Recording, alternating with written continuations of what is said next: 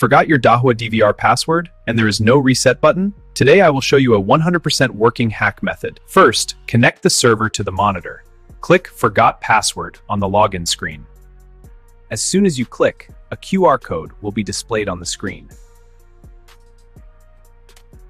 Now install the DMSS app on your mobile. This is the official app from Dahua. Open the app, then go to the Me section, open Tool Manager, and select Password Reset. Now scan the QR code. The reset process will start as soon as it is scanned. If email is configured, the verification code will be sent to your registered email address. Enter the code and set a new strong password. And that's it! Your DVR has been successfully unlocked.